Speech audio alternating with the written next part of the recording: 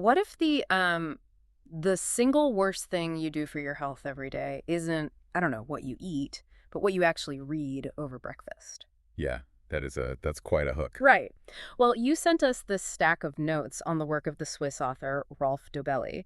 And honestly, reading through your highlights kind of completely changed how we look at our morning routines around here. Oh, good. I'm glad. Yeah, you specifically pointed out this incredible, highly counterintuitive idea that consuming the daily news is actively destroying our minds. And the way Dobelli introduced this idea to the world is just, well, it's legendary. It really is. It's so good. So picture this scenario, right? Dobelli is invited to London to speak at The Guardian. Which is an absolute titan of the global press. Exactly, a total titan. Okay. And he's a best-selling author. He's got a new book to promote. And he is standing in a room with 50 of the sharpest, most highly respected journalists on the planet. What? You know, they have their morning coffees. They're ready for a polite discussion about literature. Mm-hmm. And the editor-in-chief, Alan Rusbridger, turns to him and says, essentially, don't talk about your book. Talk about that essay you just wrote. That is just wild to me. Because, well, you pointed out in your notes that the essay in question argued that the exact thing these 50 people dedicate their entire lives to producing, the daily news, is actually a biological hazard to human health. Right. So Dobelli is standing in front of the people who manufacture the news, and he has to look them in the eye and say, you know, what you are doing here is basically toxic entertainment. Yeah. And it's making society sick. And you could have heard a pin drop. I bet. Just absolute silence. Yeah. But to Rusbridger's immense credit, he published Dobelli's essay anyway, and it quickly became one of the most read articles of the entire year. Yeah, that room-silencing essay eventually grew into the book we are diving into today for you, which is called Stop Reading the News, A Manifesto for a Happier, Calmer, and Wiser Life. And our goal with this deep dive is to completely deconstruct our daily media diet, explore the actual neurological and societal mechanisms at play, and basically give you a highly concrete blueprint for reclaiming your time and attention. Okay, well, let's unpack this core analogy that Dobelli uses first because it's incredibly sticky. He says that news is to the mind what sugar is to the body. It's appetizing, it's easily digestible, it gives you a quick spike of energy, but over time, it fundamentally breaks down your system. What's fascinating here is the evolutionary mechanism behind that sugar analogy. Yeah. Why do we crave sugar?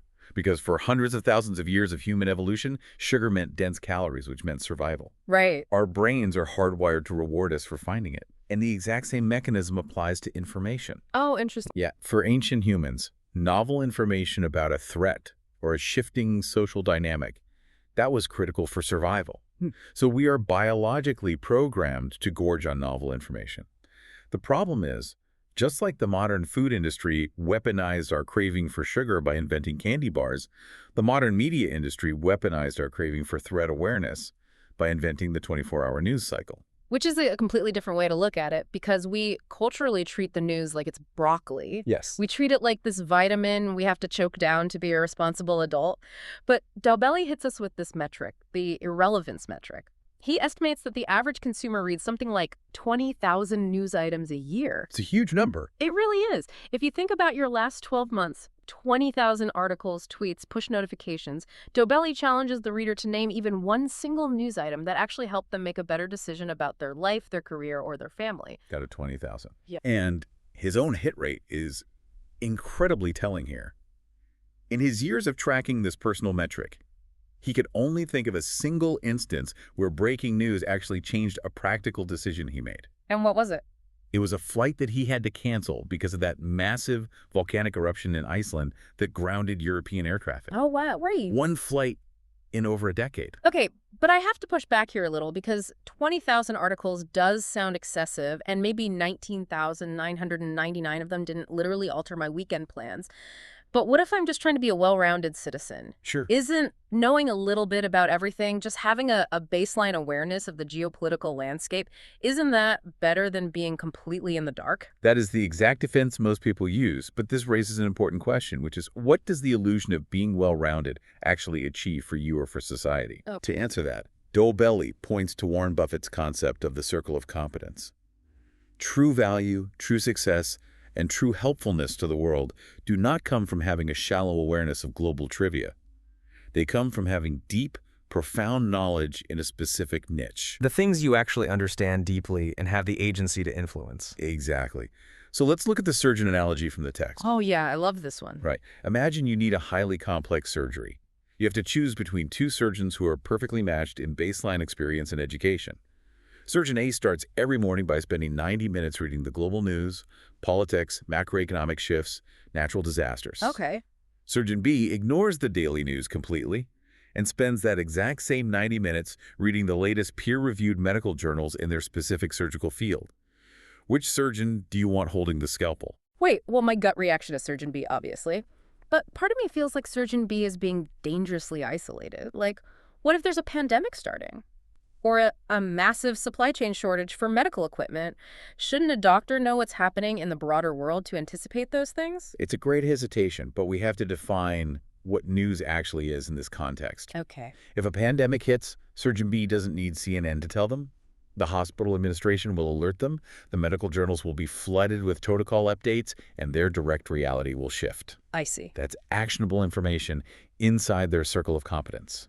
What Surgeon A is reading in the morning isn't actionable protocol, it's political spin, punditry, and sensationalized panic. None of that helps them operate on you. Right. By chasing the illusion of being well-informed about everything, Surgeon A is sacrificing their ability to be truly elite at the one thing you actually need them to do. That makes perfect sense. The daily news isn't giving them actionable data, it's giving them noise. And if the news isn't making us more competent, we really need to look at what it is actually doing to our physical bodies. Because reading the news is not a neutral activity. No, it's not. It's not like staring at a blank wall for 90 minutes. Yeah. We are actively altering our biology. We are, and Dobelli uses an example that perfectly illustrates how the news fundamentally distorts reality to trigger that biology, which is the bridge collapse. Right. So a bridge collapses, a car falls into the river below. What does the television news actually show us? They show us the crumpled car. They zoom in on the weeping relatives of the driver. They dig into the driver's backstory. Where were they going? What were their dreams? It is pure, concentrated emotion. It absolutely grips you. But the relevant information, the information that actually matters to the physical survival of the community, is the structural integrity of the bridge. Exactly. Like, are there other bridges in this county built with that same concrete? Is the bridge I drive over every day safe? But structural engineering doesn't make for gripping television. No. It's slow and bureaucratic. The news inherently focuses on the highly visual, highly emotional outlier rather than the systemic root cause. And that focus is exactly what triggers our evolutionary threat response. When you watch that coverage, your sympathetic nervous system kicks in. We have this evolutionary mismatch where our brain doesn't know the difference between a perceived threat on a glowing screen and a literal predator in the room with us.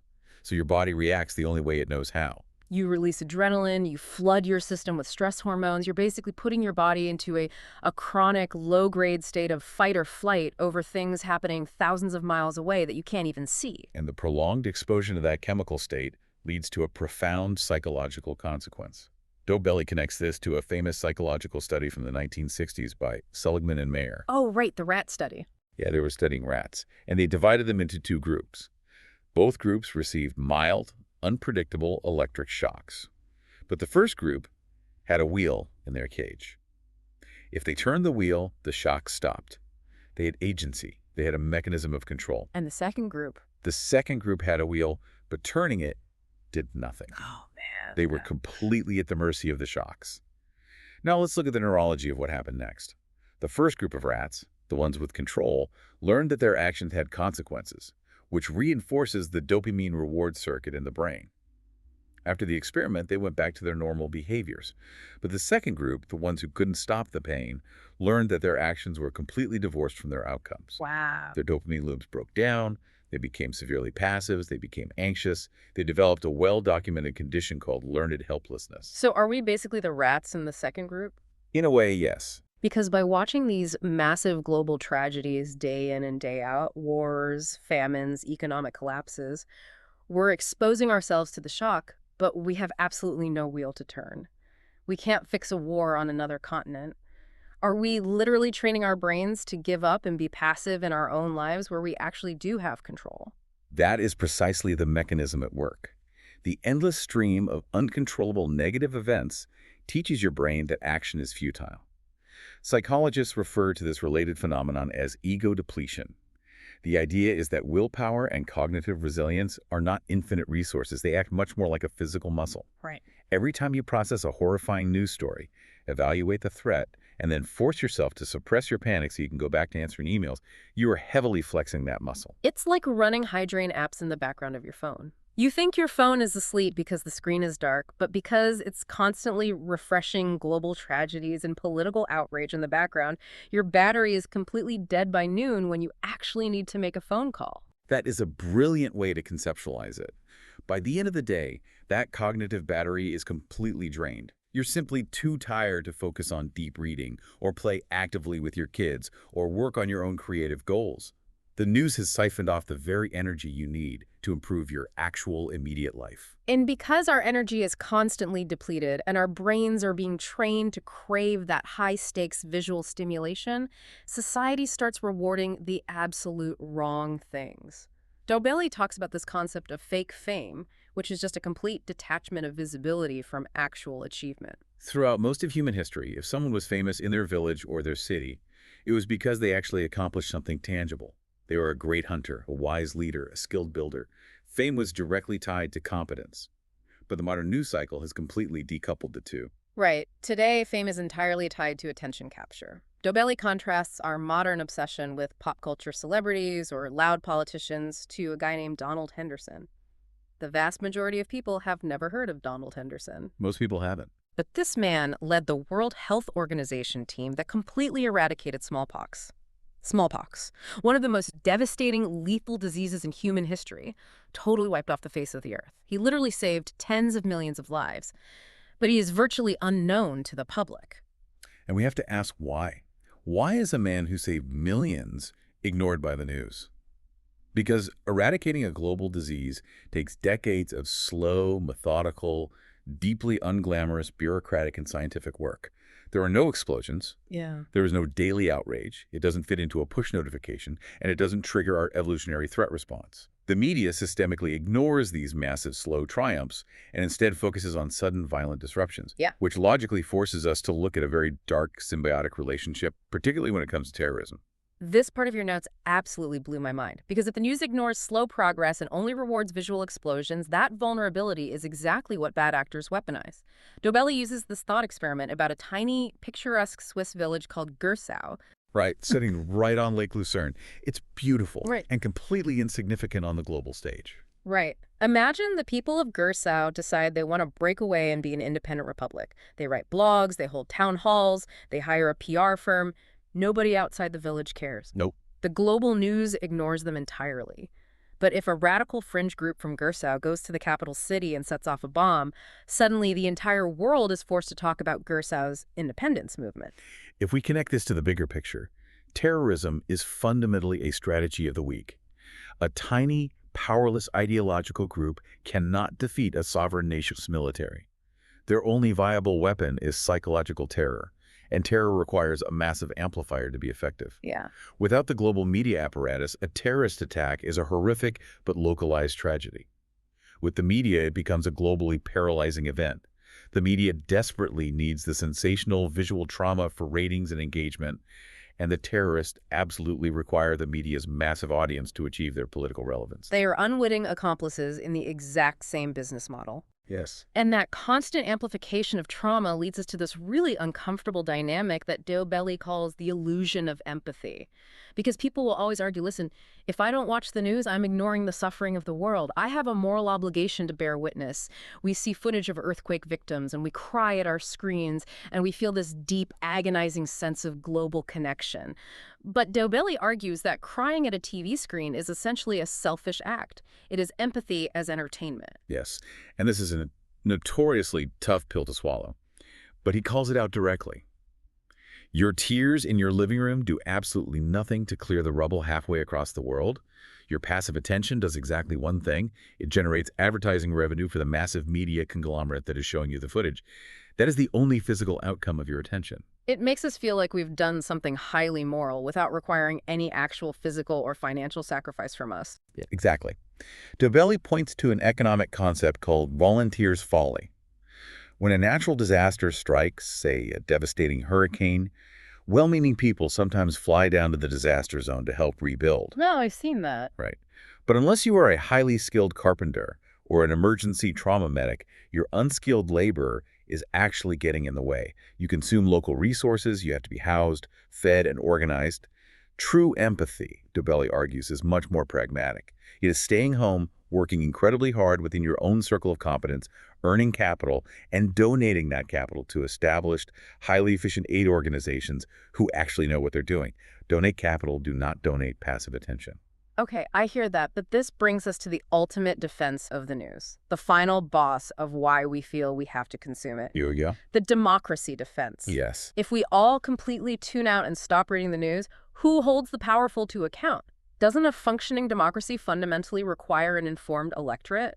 If I abandon the daily news, am I abandoning my duty as a voter? It's the most common objection. But Dobelli dismantles it by drawing a hard line between daily news and investigative journalism. We have to look at historical context. Democracy functioned quite vibrantly long before the invention of the 24-hour news cycle or the smartphone. Think of the Enlightenment, the American Revolution, the French Revolution. They relied on slow media, books, long-form pamphlets, and deep philosophical debates in salons. They definitely weren't checking a feed every 15 minutes to see what a rival politician just tweeted. Precisely. We desperately need to distinguish between daily reactionary noise and deep explanatory journalism. Democracy absolutely requires investigative journalism to survive. But look at the gold standard of that, Woodward and Bernstein uncovering the Watergate scandal. That didn't happen in a day. It took months of painstaking, deep, highly focused work, completely insulated from the daily news churn. As citizens, we do not need daily updates on political bickering. We need deep, structural dives into systemic issues. And the cost of following that daily bickering is just astronomical when you scale it up. Dobelli does this math in the book that is staggering. He notes that the average consumer spends about 90 minutes a day on news. Now, apply that to a major global event. He uses the tragic 2008 Mumbai attacks. Terrorists killed 166 people, horrific loss of life. But if 1 billion people around the world watch the coverage of that attack for just 1 hour, that equates to over 100,000 years of human life wasted in passive distraction. 100,000 years of human potential vanished. That is time that could have been spent solving actual local problems, inventing new technologies, connecting deeply with our families, or building businesses that improve our communities. So basically, reading the daily political gossip doesn't make me a highly informed voter, it just makes me an exhausted one. It's like trying to understand global climate change by staring intently at a single falling raindrop. You're getting wet, but you aren't learning a single thing about actual weather patterns. That's a phenomenal analogy. To be a good Democrat, a good citizen, you don't need to know today's artificial scandal. You need to understand historical context. You need to understand how macroeconomic systems work, how political theory functions. And you find that context in history books, in data, in long-form essays written by experts in their field. You simply do not find it in a 400-word article written by a stressed-out generalist journalist on a 2-hour deadline. All right, so if the daily news is this toxic, exhausting, time-sucking force that drains our agency, how do we actually fix this in our own lives? Dobelli doesn't just diagnose the disease, he gives us the antidote. And it starts with radical abstinence, the 30-day plan. Cold turkey. Okay. That is his primary, uncompromising recommendation. For 30 days, you consume zero news. You delete every news app from your phone. You aggressively unsubscribe from the daily newsletters. You change your browser homepage to something blank. You even actively look away from the screens at the airport gate. You reclaim that 90 minutes a day, which, if you do the math, adds up to an entire month of waking hours every single year. An extra month of life every year? That's incredible. But the immediate anxiety people feel when you suggest this is, what if the world ends and, I don't know, what if I miss something critical? This is where you have to learn to trust the human network around you. If something truly, deeply vital happens, a global pandemic, a massive local weather emergency, a declaration of war, you will find out. Right. Your friends will text you, your family will mention it, your coworkers will be talking about it. The truly important, life-altering information always penetrates the bubble. You do not need to seek it out. It will find you. Okay, but nature abhors a vacuum. If I'm suddenly gaining an hour and a half of free time every single day, what do I replace the news habit with? I can't just stare at the wall. Well, the ideal is that you replace it with deep reading, books, or highly focused work. But Dobelli also introduces a really brilliant, highly social replacement strategy that he calls the news lunch. I really like this concept in the notes. It's like replacing a diet of empty fast food wrappers with a highly nutritious home-cooked meal prepared by a good friend. Exactly. Instead of scrolling through doom-laden headlines while eating a sandwich alone at your desk, you intentionally have lunch with someone. And the strict rule is this. For exactly 15 minutes, one person explains a single deep topic from their specific circle of competence.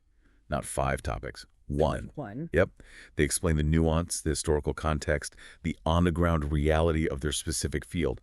Then you swap, and for the next 15 minutes, the other person shares their expertise. You actually learn how the world works from someone who truly understands a piece of it. But let's be realistic for a second, because we are all human. What if I'm 2 weeks into my 30-day detox, I have a moment of weakness, and I just check a news site? I see a flashing headline, and I click. You're in very good company, because even Dobelli himself relapsed. Oh. Yeah, he openly admits that during the highly polarized 2016 U.S. presidential election, the societal noise was so incredibly loud that he got sucked back in. He started checking sites daily again to see the latest outrage. And what happened? His anxiety skyrocketed immediately, his deep focus vanished, and he realized he was spending hours agonizing over things he had absolutely zero power to change. The learned helplessness we talked about came rushing right back. His dopamine loops broke again. Right, so his advice is to treat news consumption exactly like you would treat any other chemical addiction. If someone recovering from alcoholism slips up and has a single drink, the psychological goal isn't to say, well, I blew it, my streak is over, I might as well drink the whole bottle. Yeah. You acknowledge the relapse, you absolutely do not beat yourself up over it, and you immediately recommit to zero tolerance. Right. You start the clock again the very next minute. It's about recognizing that this system is literally designed by thousands of engineers to break your willpower. Which leads us to a pretty terrifying realization about why fixing this habit right now is so critical. Because if it is hard to resist the news environment today, where is this heading in the next 5 years? This is undoubtedly the most chilling part of Dobelli's analysis, and it forces us to look at the immediate trajectory of our media environment. We're currently watching the massive collision of the legacy news industry with artificial intelligence and highly sophisticated behavioral algorithms. Right now, in the present day, we still mostly have human journalists writing sensational headlines to get human clicks. But soon, very soon, AI will be generating hyper-targeted fake news or heavily distorted synthetic news completely on its own. Designed specifically and exclusively for me as an individual. Exactly. Let's look at how that actually works. These algorithms already have your entire digital footprint.